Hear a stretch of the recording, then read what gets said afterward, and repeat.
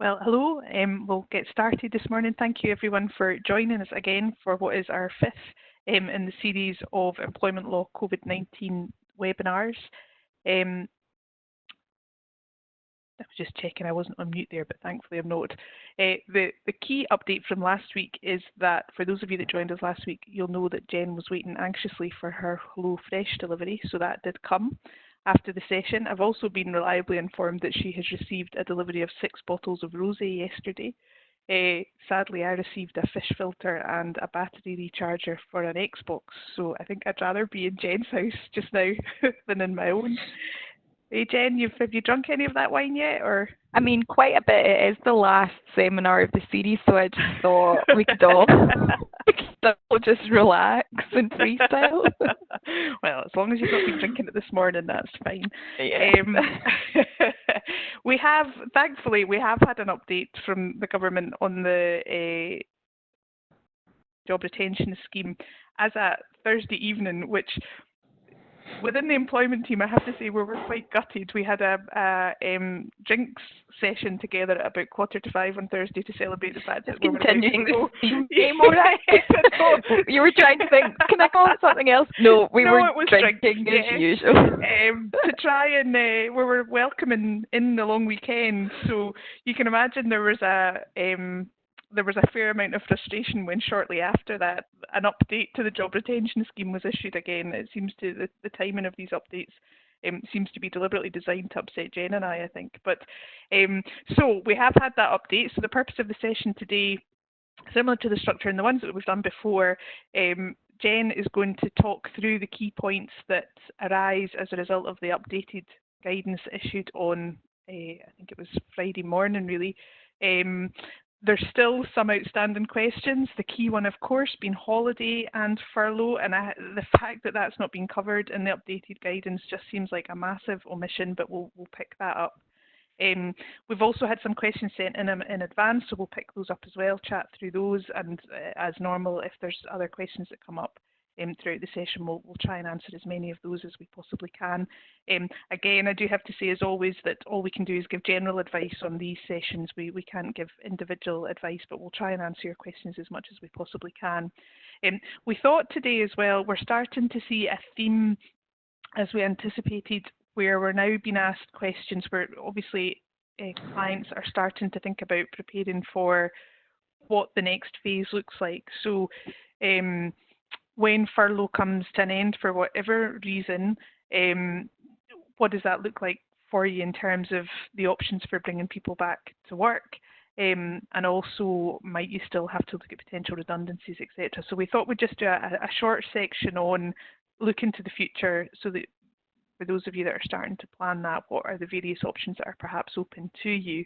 And also, I'm delighted to say we're joined by our colleague Lynne Gray, who's a partner in our health and safety team, because Lynne has started to get asked questions, similar questions along the lines of when we bring staff back to work, what are the health and safety issues we think about there?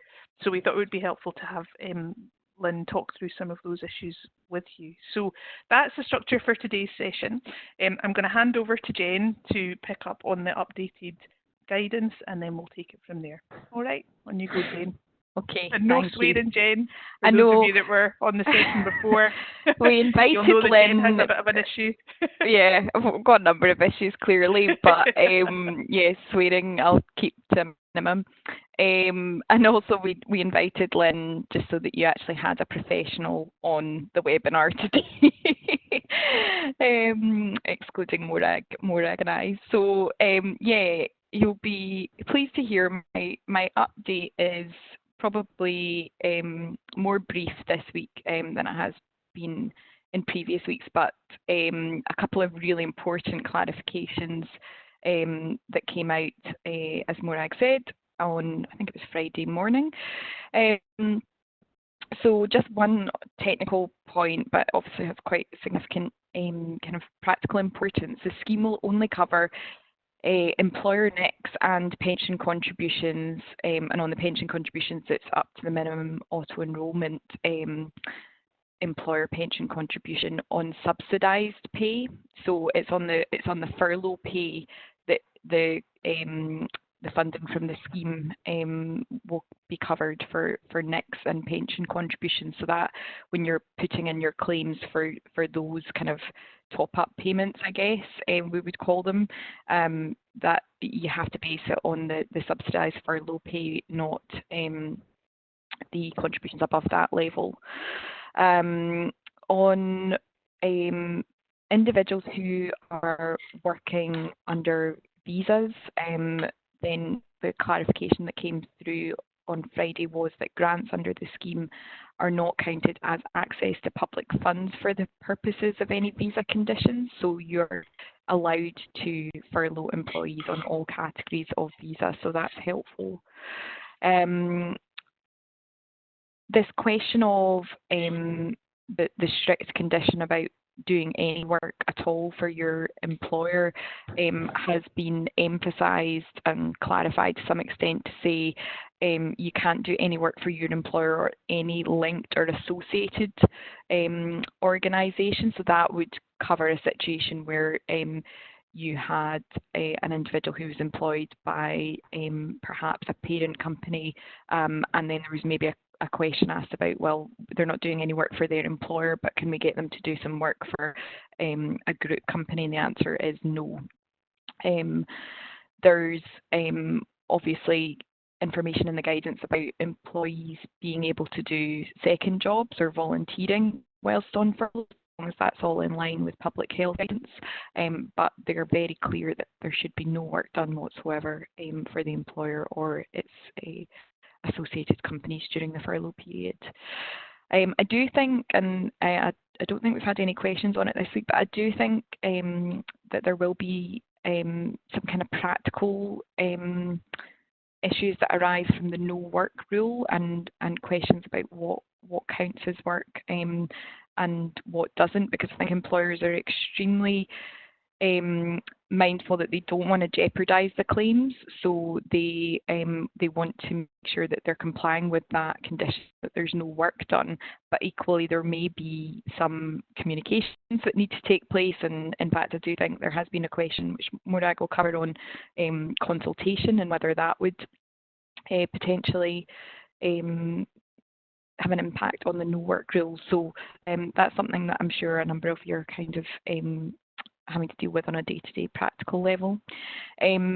Good news that we have clarification on the TUPE question. So the answer to that is that if individuals have transferred under TUPE after the 28th of February, then the transferee, the new employer, can still claim for them under the scheme. So that is a significant change, because previously the interpretation of the rules was, well, those people were not on your payroll, on your PAYE payroll as at the 28th of February. So if they come across to you on the 5th of March, you don't meet that condition, but they've clarified that that is now permissible, so that's helpful. Where group companies have multiple PAYE schemes and they've consolidated those PAYE schemes after the 28th of February, the new scheme can furlough all of those employees, and that's helpful. We've got some clarity, well, it's not clarity on holidays, we have had some clarity, and I would actually go as far as to say a significant change in the position on employees on sick leave. So you'll remember from previous sessions, we had talked about the fact that anybody who was on sick leave couldn't be furloughed until they effectively ended that period of sick leave. So we're in normal times kind of ready to come back to work, at which point you could then furlough them. That has now changed. What the government have said is that it is up to employers to decide if they want to furlough individuals who are on sick leave. So it is possible and it's permitted under the scheme. You would still have to do your usual kind of justification check to make sure that it is indeed, you know, a furlough situation. So if you weren't furloughing any other members of staff, then it would have to be questionable why you were furloughing this person on sick leave. But if you are furloughing other members of staff and this individual falls into that category, then it's possible. You cannot claim SSP and furlough funding for the same period, but you could, for example, if you are a small employer who gets the rebate for SSP, you could have the individual who was receiving SSP for a couple of weeks when they were on sick leave, and then move them on to furlough at a later point and claim furlough funding for that second period. It's not intended, the scheme is not intended to cover individuals who are on short-term sick leave or self-isolating as a result of coronavirus, because they can still receive sick pay. I think basically where we're getting to on this is if you have individuals who are on long-term sick leave, it's then really at your discretion whether or not you decide to furlough them. I think if you do furlough them, the guidance is clear that you would then be claiming their, the 80% of their normal pay, not their sick pay, if that was a SSP. So there's clearly a financial incentive there for individuals who are on long-term sick leave to ask to be furloughed, and it's then a judgment call for you, as I say, as to whether you do that. The reverse situation, which we touched on last week, is that you've furloughed people and then they subsequently become unwell. You can move them onto SSP if you want to do that, but then you couldn't claim the furlough pay funding for them, and depending on the timing of the move, you might break the 3-week minimum rule, which could then jeopardise the funding for the earlier periods. So I think there'll be a number of employers who just take the view that if somebody is furloughed, then even if they are unwell, they're not going to move them on to official sickness absence and take them off furlough. They'll just keep them on furlough, and obviously would have regular communications anyway, just from a welfare point of view, to keep updated on how those employees are doing. So as I say, significant change on that front, and that is an area of the guidance that I would kind of urge you to take a look at, so that you can decide what you're going to do with individuals on sick leave. Jen, just on that, sorry, before you move on from sick leave, is it worth just covering the point about enhanced sick pay entitlement and the fact that if you're on furlough, then you've still got full access to your enhanced sick pay entitlement at the end of the furlough period? Yeah, I mean, I think that question I've been asked a couple of times.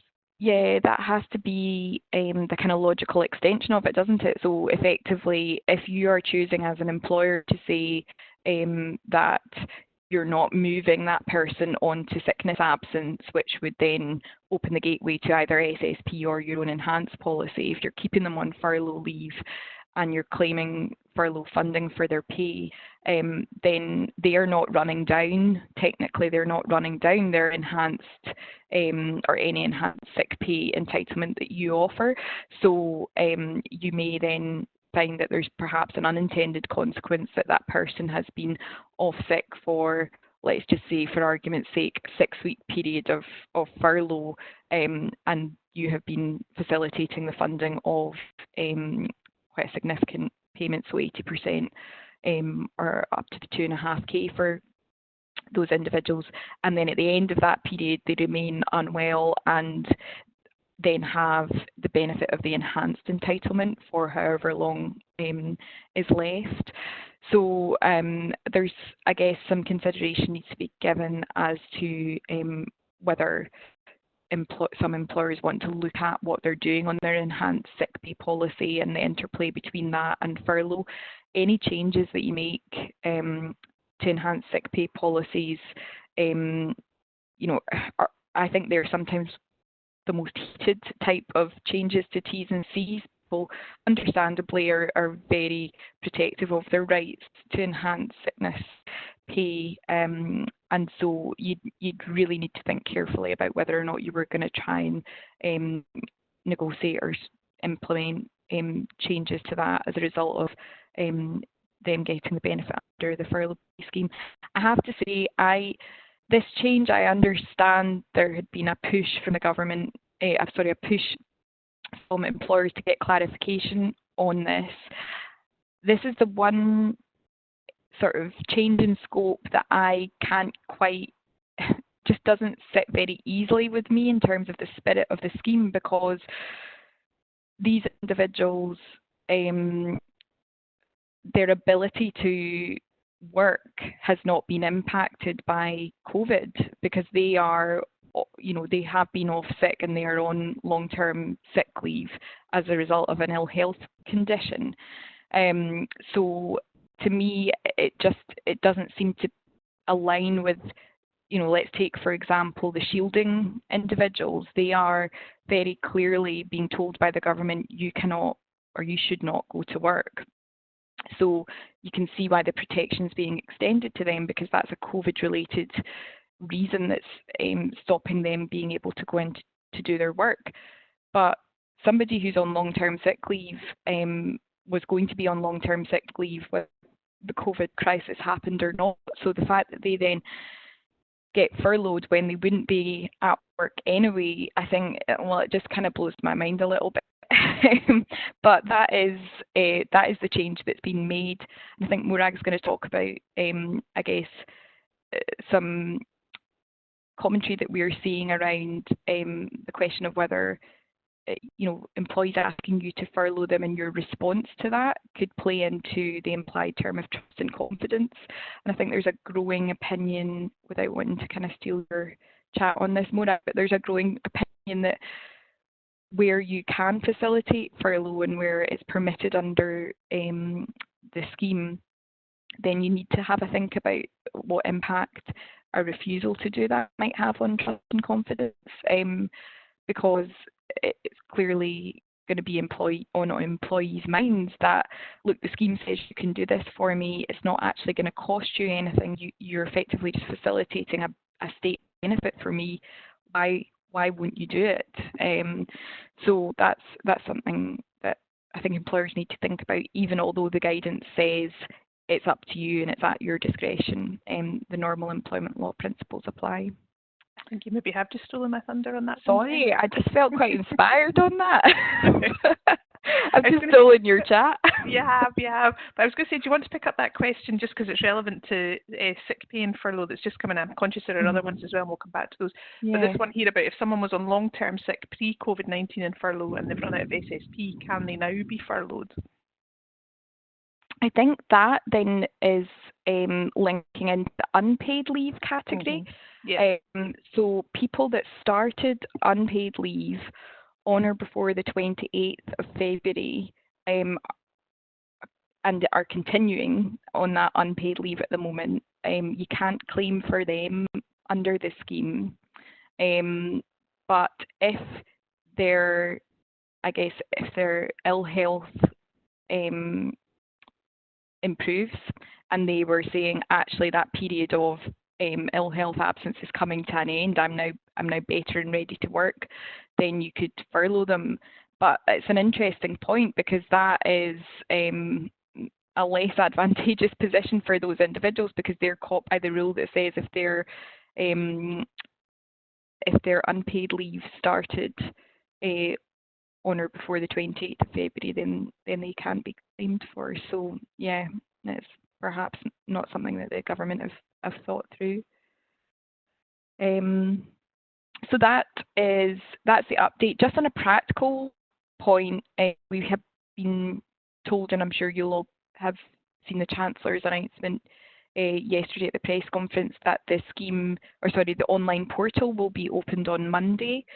So I'm sure all of you and your teams are kind of gearing up for that online submission, and there's details on the government website and in our guidance note about all of the information that you'll need to pull together for that. They did promise further what they described as operational guidance, which I'm hoping that we get soon, because it's going to be a big exercise for a number of employers, but they are I'm glad you were right about this, Morag, because I think we said at the start there were a lot of people being cynical, saying there's no way it'll be ready for April, but I just don't think they could have promised this and then not delivered. So it will be ready. They're testing it apparently with some kind of sample claims from a handful of employers, and they estimate that it will take 2 to 3 days to get the payments processed and by BACS payments. So the aim is that all payments will be in the bank accounts by the end of April to allow for April payments to be made to employees. So next week will be a big test. It certainly will. Thank you, Jane. Just on the sort of last week we spoke about kind of key outstanding questions that where we were still waiting for answers, and just I suppose an update on those. As I said at the beginning, unfortunately we still don't have an answer on holiday pay. We are, as we discussed last week, the position was ACAS had updated their guidelines to say that employees who are on furlough can take holiday. And we also had various tweets from HMRC which seem to indicate that employees can take holiday whilst they're furloughed, but we are still taking a fairly cautious approach in our advice to clients to say that's the ACAS guidance and it's Twitter feeds, but the guidance itself hasn't been updated to cover the issue around about holidays. And I really do wonder why that is the case when it's such a it's an area that's caused a lot of discussion and a lot of conversation. I don't know why the guidance didn't cover it when it was updated at the weekend there. But the position remains as it was last week. Sorry, I was distracted there by a small child coming into the room. Obviously, they haven't read the instructions on the door not to disturb me until 1:30. Yeah, the position remains the same in relation to holidays. So the main risk, and forgive me for those of you that have heard this already, but just in case you haven't, the main risk is if you allocate any of the furlough leave as holiday, that could breach or break your 3-week continuity for the purposes of the grant. So there is a risk there that payment of the grant could be challenged. I don't know, Jen, about you. Do you think that the guidance is going to be updated on this or not? I don't know. I really hope it is, because I think it's a point that employers definitely need clarity on. I think it will be, but I think the reality is people are trying to pass the ball from one government department to the other to make the judgment call on it. So I think it's maybe just in the too hard box, and I think we will get clarity on it. I have to say, and we said this last week, I don't think ACAS would have updated their guidance unless they'd been given some sort of nod to say this is the direction of travel. But as Morag said, the key for employers at the moment will be making sure that they protect the funding claims that they're putting in. So those who kind of want to take a cautious approach to that will just wait for the government to give clearance on it. Yeah. So that's where we are on holidays. Obviously, as soon as we get any update on it, we'll do a note to let everybody know. The other point is that we spoke about briefly last week is continuity of employment. If you choose to rehire staff, we've still not really got any clarity on that. I don't know if any of you are in a position where you've had individuals asked to be rehired so that they can have access to furlough, and if you had those queries, whether you've agreed to do it.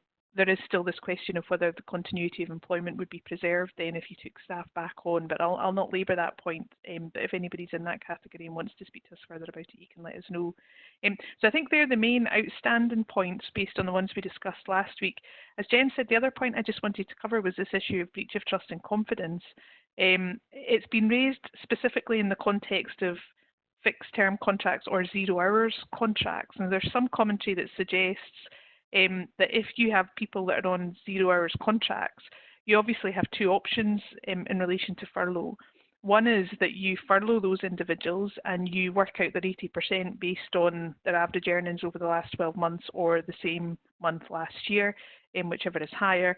The other option, of course, is that you simply allow them to remain on their 0 hours contract and you just don't pass them any work to do, so you don't need to place them on furlough.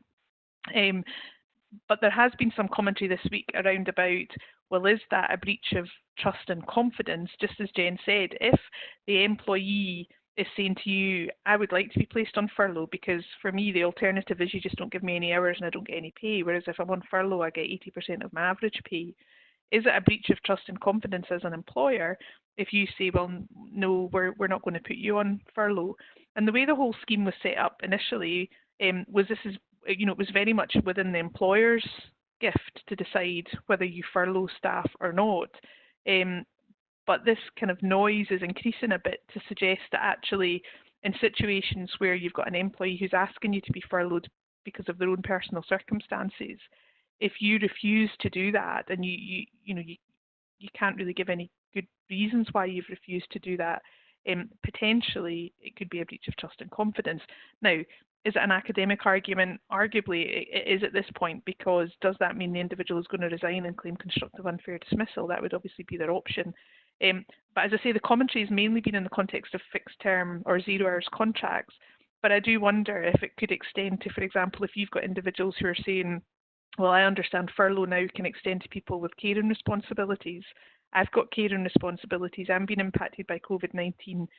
I would like to be placed on furlough. Previously, our kind of view was, it's entirely within the employer's gift whether you agree to that or not. I think maybe just need to be a little bit cautious about this potential breach in trust and confidence claim. So just to flag that to you. And I think that probably goes hand in hand with the reputational risk as well, Morag, just those kind of pleas from people to facilitate the benefit for them. I get very irritated with what's his name, Martin Lewis, purporting to be an employment lawyer, but he's getting a lot of airtime. And I saw a tweet from him this morning saying, "Oh, I'm getting, so many people are getting in touch with me about bad employers not furloughing them when they can. I can only help you if they're breaking the rules.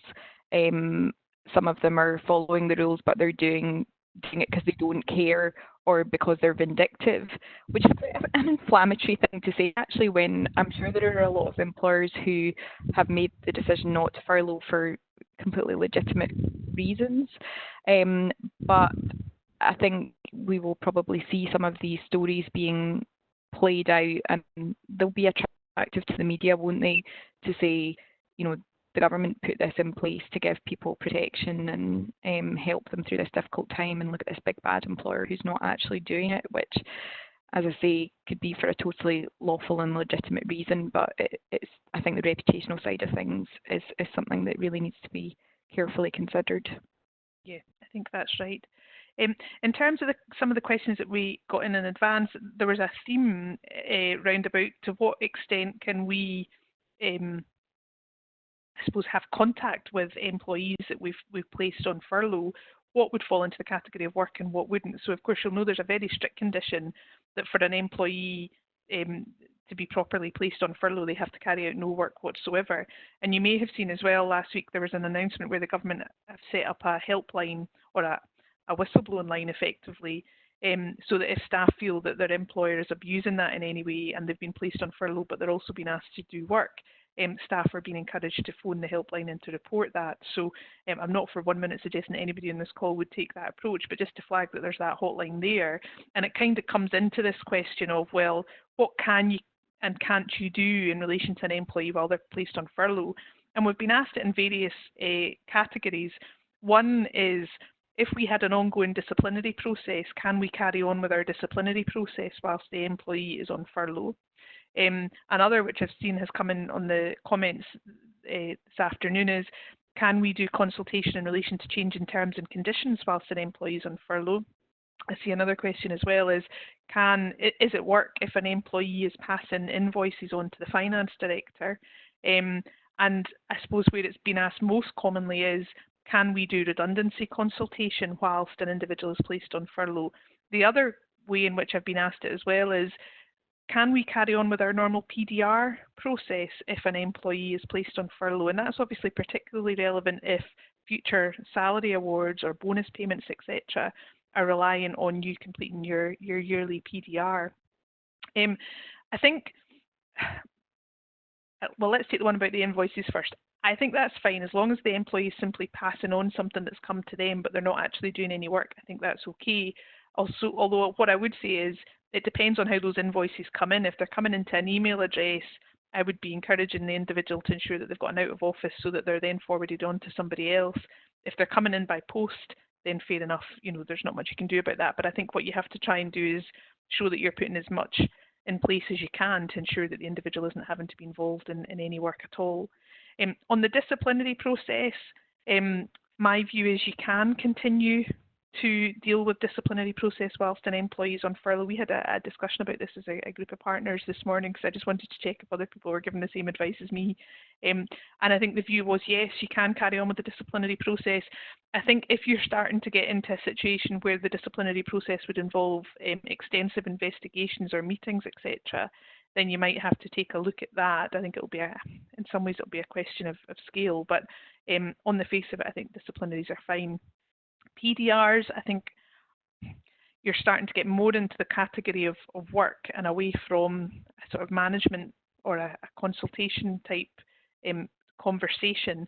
I think you can still do PDRs when someone is on furlough, but I suppose what I would encourage is I would only do them if you feel you absolutely have to, and I can see why if bonus payments and salary reviews are dependent on PDRs, you might feel that you have to. But what I would try and do is restrict the conversation as much as possible to closing down this year's PDR so that you can get what you need out of it for the purposes of that salary review or bonus. And I wouldn't necessarily be spending a lot of time talking about objectives for the future. That's something I would encourage you to then pick up at the end of the furlough period. Change in terms and conditions and redundancy kind of takes us on to the next category, which is around about, well, if you're starting to look to the future, what are your options? One of the questions I think that's come in is, can you, if you've got staff on furlough, can you make them redundant? The answer to that is yes, you can. Obviously, furlough is intended to try and prevent redundancies as much as possible. From a legal point of view, I think you can still go ahead and make the redundancies. It therefore follows that you can then still do your redundancy consultation while someone's placed on furlough. And the guidelines themselves talk about, one possible outcome at the end of a furlough period is redundancy. And so I think you can read into that then that there's an acceptance that there can be consultation whilst an employee is placed on redundancy, whilst an employee is placed on furlough. I suppose what I would say, and it's a point I made a few weeks ago as well, if you are making people redundant whilst furlough is still available, it might impact on the fairness of the decision to dismiss, because you'll know that when you're looking at redundancies, you have to try and explore all alternatives to redundancy as much as possible before you take that ultimate decision. Just because furlough is available to you, I don't think means that you cannot make redundancies, but I think you have to be able to demonstrate that you've at least considered whether putting someone on furlough as an alternative to redundancy would make sense, and to record the fact that you've considered that. I suppose, again, similar to the point Jem was making before, there is the potential reputational issue if you're making people redundant whilst the furlough scheme is still available. So that's just a separate consideration to give some thought to. Shall we go back, Jen, and just pick up some of the questions that have come in before we go into sort of next stage in a bit more detail? And just and also I think just something to, I guess, note on these examples you were given, Morag, of disciplinaries, PDRs, or even consultation. The person that's the sort of subject of those meetings, I think that's what we're talking about. It may not be work for them, but if you've got managers who are having to, chair the disciplinary, do the PDR, do the redundancy consultation, that will definitely be work, I think. And you may, as part of your business planning, have identified some people as being kind of key individuals to keep those wheels in motion, but definitely they would be doing work. Yeah, absolutely. The question about clarification on public funding and furloughing, nothing further really from what was in the initial guidelines. So this is this point about if you're in receipt of public funding, can you furlough people? The view being that if you furlough them, you're effectively in receipt of public funding twice for that individual. There's been no big update on it. It's more been discussions. I think the guidance itself talks about there's an expectation that you won't furlough individuals that are in receipt of public funds. I know for charities in particular that may be an issue. You'll have some individuals who are very clearly funded by public funds, and if that funding is still coming through, I don't think you can furlough them. You'll have other individuals who, you'll have public funding, but you'll have a mix of funding, you'll have private funding as well. And so it might be less easy to identify whether their salary is still paid by the public funds or not. But I think you do have to be careful if you're looking to furlough individuals whose salary costs are met by public funds already.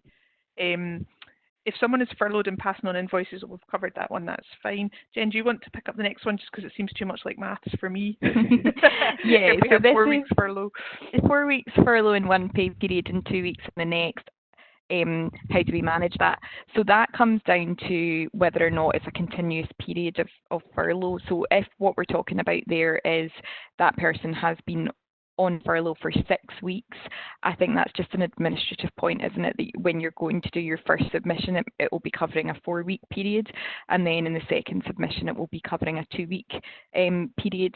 There's actually some helpful reassuring wording in the guidance that says payments will be prorated if it's kind of like part of a pay period. So when you go to make that submission, I think you just need to make sure that you're making it clear that portion of the claim relates to a furlough period that was in excess of 3 weeks in total. So you're kind of checking that box. So I think that should be fine. Next question.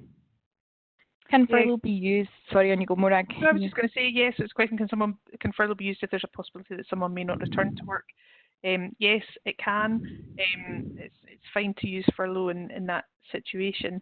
I think as long as the reason why they might not return to work is because of COVID-19, it's connected to the whole purpose of the job retention scheme. I think you have to be a bit more careful if you have individuals that were going to be exiting the business anyway for whatever reason separate to COVID-19. I think the kind of conversation that we were having this morning, again, on our call, Jen, jump in if you disagree with this, was we feel like this kind of scheme was announced and it's kind of been it's open for everybody, and it covers all these extra groups that it didn't cover before. I suppose there's a slight anxiety that at some point there may be a bit of a pulling back from that. And so if it is individuals who otherwise would have been made redundant irrespective of COVID-19, those are the sorts of things I think we just need to be a wee bit careful about. Would you agree with that? Yeah, Jen? I do, but I think the government are giving mixed messages because they they say that, and they've got the kind of headline of furloughing is meant to avoid redundancies, and so you feel, oh gosh, does everything need to be kind of tested against that barometer? Then you've got them extending it to the people on SSP that I was talking about, or long-term sick leave. And then you've got the clarification that if someone employment was going to come to an end on a fixed-term contract, you can extend that fixed-term contract effectively just to get the benefit of the furlough scheme, which I think if I'd been asked about that before that clarification came out, I'd say, oh, that feels a little bit like you're sort of engineering the situation to get the money, but they've said that's fine. So I think in fairness to employers, there really are mixed messages being given, but as ever, it's a judgment call, and if it's a particularly high stakes judgment call, then you'll want to take advice on that and perhaps even get some comfort from HMRC potentially as well. Yeah. A question on any changes regarding commission heavy or bonus heavy incomes. No, it's just as the position was as at last week. If it's a contractual entitlement to commission, then it should be included as part of the normal salary calculation. If it's non-contractual, then it shouldn't. So the position on that hasn't changed at all. Long-term one we've dealt with. What about a social event for staff, including those who are furloughed, video call, quiz, etc.? I think that's absolutely fine. All right. Although it does feel like work, Morag, you're the quiz master, I'm not going to lie. I have to say, I think our scores have been going down on our daily quiz rather than up, sadly. But I think that's absolutely fine. I wouldn't have any concerns with that. Somebody else had asked another question about, can furloughed employees attend our weekly company call? That starts to feel a bit more like work for me. I think social stuff's okay. I think attending the kind of weekly work call, it's like all so many of these issues. There's obvious answers at either end of the scale, and then there's stuff that falls somewhere in the middle. I would be inclined not to have staff join work-related calls. You can always brief them when they come back. Would be my advice on that one. Do employees? Sorry, on you go, Jen. No, I was just picking up on there. Is it in the spirit of the scheme to decide suddenly to furlough employees who have been working at home for a number of weeks? I think that will just boil down to whether or not you've got a kind of justification for furloughing it at that time. You can furlough anyone at any time while the scheme is open if you feel you've got a justification for it. So say, for example, due to COVID, the work that they have been doing from home has dried up, then you may well feel at that point it's appropriate to do that. I guess from the question, if there's a hesitation that maybe it's a case of we're doing a wholesale change where the circumstances haven't changed, then you'd really need to test your rationale for that a bit more. But there's nothing to stop you furloughing people later down the kind of line of the scheme being open. Yeah. I'm going to pick up this one on pensions, and then I think we'll just move on to the discussion around about kind of future options, and then we'll see what other questions we can pick up. It's the question about whether employees have to make up the extra 5% over and above the minimum auto-enrolment 3% that the government will cover on pensions. The answer to that is no, the employee doesn't have to make up that extra 5%. The expectation will be that the employer will cover up to the 8% for the pension contributions. The employer can, of course, ask the employee as part of the change to their terms and conditions that they increase their pension contribution to make it up to the 8%. But if they're not prepared to do that, ultimately the liability will sit with the employer, and it will be the employer that the pensions ombudsman would raise that with as an issue. The other option, of course, is that the employee opts out of auto-enrolment for the period that they're placed on furlough. But as I'm sure you'll all know, as an employer, you can't give any encouragement at all to an employee to opt out of auto-enrolment, so you just have to be very careful with that. In terms of kind of future options then, and starting to look at, when this, well, I suppose one of the points that came up that Jen and I had picked up in the news yesterday was the CBI kind of putting pressure on the government to confirm if they're going to extend the furlough scheme beyond 31st of May or not. Because the concern there is, if furlough isn't extended, will employers have to start looking at making redundancies? And if it's 100 or more, obviously they've got 45-day minimum collective consultation, which would take them beyond 31st of May, which is the current date that the scheme is in place until. So it is becoming a bit of a hot topic, I guess. I mean, I have to say my assumption based on the original announcement from the Chancellor was that if the scheme needed to be extended beyond 31st of May, it will be extended beyond 31st of May. And I think, basis that we've kind of discussed this before, is it's likely that the furlough scheme will run alongside lockdown effectively. And I can't see lockdown being lifted anytime soon. So my expectation is that the furlough scheme will be extended beyond the end of May. Again, Jen, I don't know if you've got any particular thoughts on that.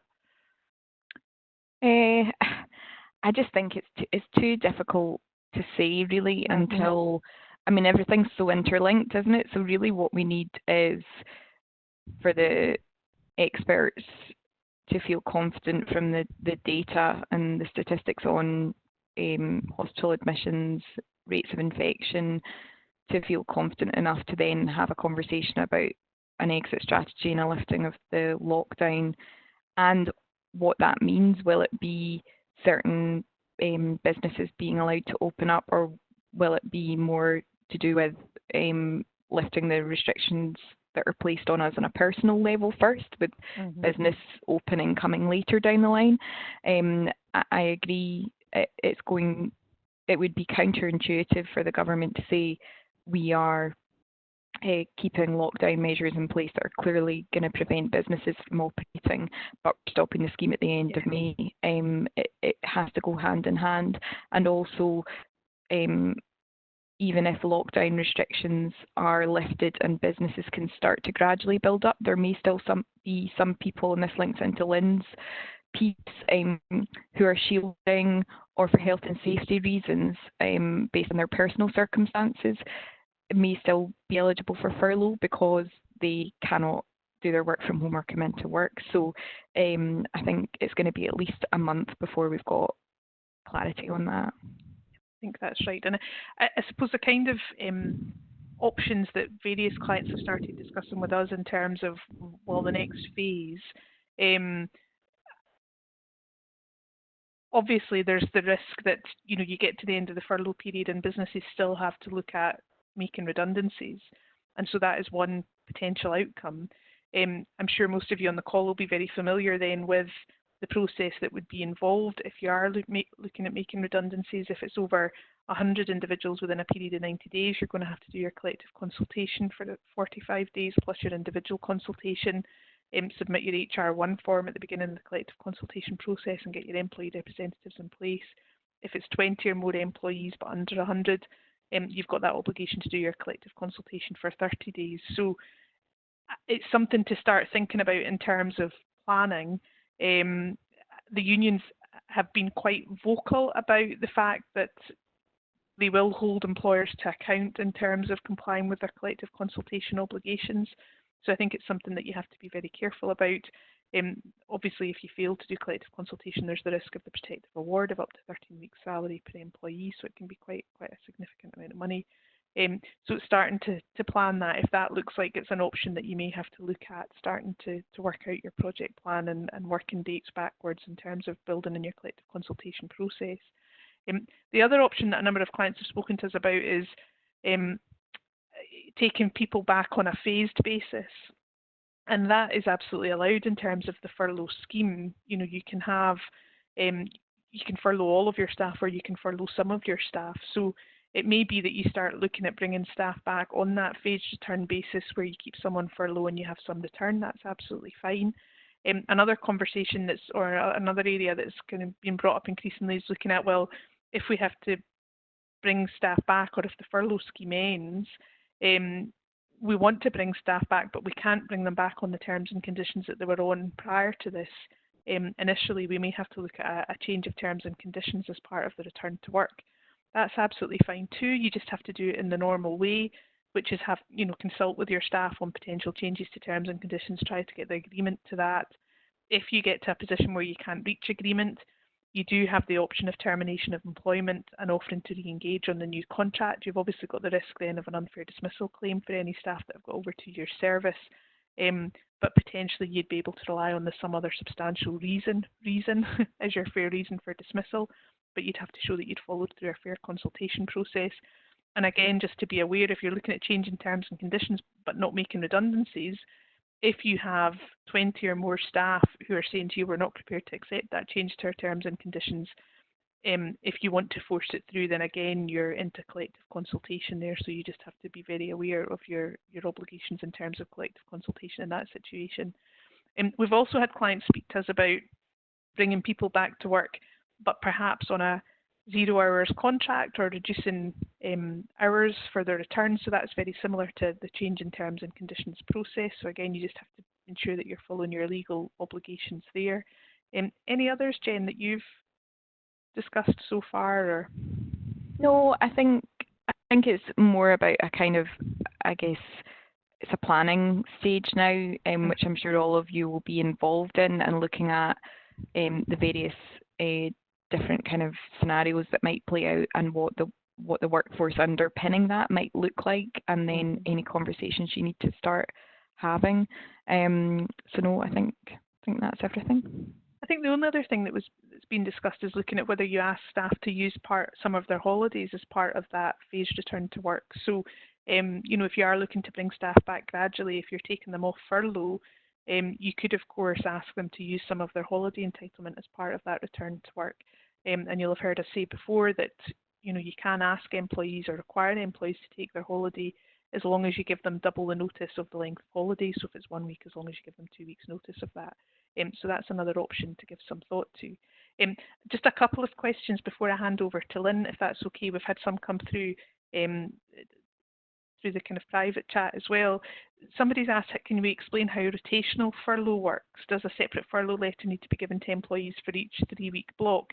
It depends on the drafting of your original letter. Some employers are taking the view that when they issue the initial letter asking for the employee's consent to change and to go on furlough, that the letter is drafted in a way that allows the employer to put staff on furlough as and when the employer chooses to do that, so it gives you the flexibility.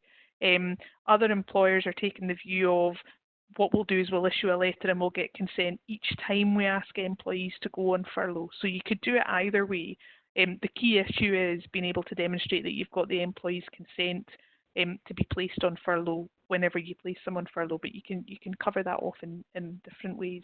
Just seeing if there's any others. What's the situation if an employee refuses to sign the furlough letter? Jen, do you want to pick that one up? I can pass you the hard ones. Yeah, no thanks. You can do that. Yeah, maybe that's one if she wants to cover that one. Yeah, no. Yeah, I mean that's a difficult situation. Your options there really, if you as the employer want to actually want to push that through, are just imposing it. So saying, well, you may have refused, but we're gonna go ahead and do that anyway. And in that situation, then you might find that they resign and claim constructive dismissal, or they just sit silently in a mood with you, and then subsequently bring a claim for unlawful deduction from wages if you have taken them down in terms of pay, or that you go down the dismissal and re-engagement route that Morag mentioned. So I guess the way to look at it is it's very similar to any changes to terms and conditions that you're doing, and then if you get pushback on that, it's the same approach that you would be taking. You would be trying to kind of tease out why they're refusing, get them to agree, failing which it's then a judgment call for you to decide if you're going to push it. And then depending on which way you push it, are you potentially going to trigger the collective consultation obligations? So a difficult one. I have to say, by and large, we haven't heard of many pushbacks on furlough. It's more been people saying, why have I not been furloughed, and can I be furloughed? So that's been, I guess, helpful. Just conscious of time, I think we should probably hand over to Lynne. Yes, absolutely. So Lynne is very kindly agreed to join us today. I know Lynne's been receiving a lot of questions both at the outset of this in terms of health and safety obligations, but we also thought it'd be helpful just to cover some of the issues that you might want to start thinking about if you are looking at bringing staff back at the end of the furlough period. So Lynne, if we can hand over to you, that would be great. Okay, thanks very much, Morag. Yeah, I think you've both already very helpfully hinted at how much of this is going to be planning, and there's a lot of unknowns still at the moment, and that's certainly the case in relation to health and safety, because we're obviously talking about going from widespread lockdown to some sort of semblance of normality, and at the moment we just don't really know what that's going to look like. It doesn't look like any of the restrictions are going to change as of this week, but in another 3 weeks' time, what will that look like? We don't know. From a health and safety perspective, the legal risks associated with health and safety failings around COVID-19 are probably low, but they do exist. And certainly, as Jen alluded to in relation to furlough and redundancy, the reputational risks are really much, much higher. So thinking about it now and actually planning for what the risks that your business may need to face in reopening and how you actually manage that to make sure that you comply with your health and safety duties, is important and shouldn't be off your radar at the moment, I would say. Obviously, the health and safety of any workforce is, and should remain paramount. COVID-19 is a public health emergency. It's giving rise to grave risks. And just like any other workplace hazard, the risks associated with the virus and reopening have to be considered, and that means risk assessment. So the requirement to risk assess is enshrined in the Management of Health and Safety at Work regulations. Your risk assessment has got to be suitable and sufficient.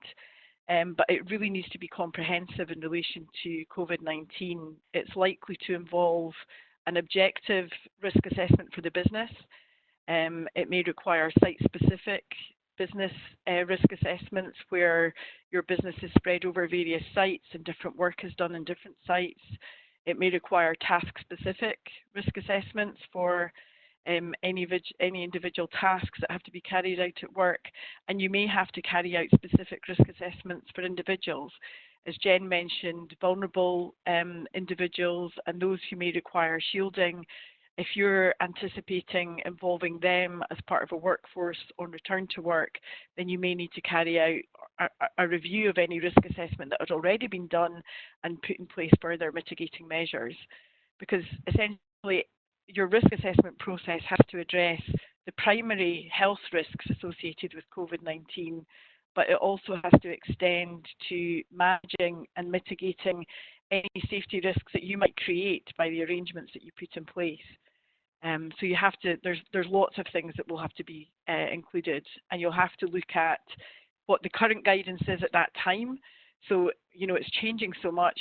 Your crack team has been responding to all the guidance around the job retention scheme, but, you know, as anyone involved in health and safety management knows, the guidance is changing just as quickly. And whenever you reopen, you have to consider the current guidance that will be in place at that point in time. Also the coronavirus legislation, because we've had unprecedented legislation which is in place for 6 months and is subject to review at the moment, but that may or may not still be in place when you're looking at reopening, and there may be changes to that, so you have to take that into account, as well as existing health and safety legislation and guidance. So it's not necessarily straightforward. It is all a bit unknown at the moment, but it's certainly something you need to think about, because one of the other requirements, in addition to risk assessing, is consulting with employees and communicating with them. In terms of protecting your reputation, ensuring the confidence and trust of your employees in how you're managing health and safety will be, you know, a huge part in protecting your reputation. But it's also a legal requirement. The employees have to understand the risks and any controls that you put in place, and you may need to allow time and resources, for example, for training for your employees, depending on the measures that are going to be put in place. So, you know, we are getting quite a lot of queries around health and safety obligations. It's not always easy to give specific answers because of the risk assessment and unique, you know, goal-setting objectives of the health and safety legislation. But it is certainly something that everybody should be thinking about and planning ahead as far as you can at the moment. Thanks, Lynne. That's so useful, and I think a holistic approach to kind of management of the crisis is so important, and certainly I'm aware from speaking to a number of clients that their kind of broader responsibility encompasses health and safety compliance as well. So it's just making sure that you feel you've got all of the information that you need to start making those plans and covering all of the risks off. I think we'll just bring things to a conclusion. We're wanting to make sure that everyone hopefully gets their lunch. I was going to say gets back to work, but hopefully you're going to grab something to eat before you get back to work. And this is the last in the series of our weekly webinars. We did have a discussion about whether we should be doing them on continuing on a weekly basis. I think it feels like the right time to kind of pause and let the dust settle. I'm sure we will be doing more of these, and please do let us know if you would like more of these, so that we're kind of making sure we're delivering it in the most useful format and frequency for you. We've not forgotten about other things, don't worry. You'll all have received our Employment Law Lab, which is our general update, and in May we will still be doing our usual lunch and learns I don't know how we'll be doing the lunch, but everyone can just bring their own lunch and wine, and that will be covering non-COVID related issues. So thank you all for attending, and thank you for your participation and your questions. If we haven't managed to cover them, as ever, we'll try and follow up with you later on. So Morag, unless you have anything further to add, any cheeky comments that you'd like to finish with? I don't. No, I'll let you finish on that basis. Okay, then. that would be great. Okay, thanks everyone. Thank Bye. you. Bye now. Bye.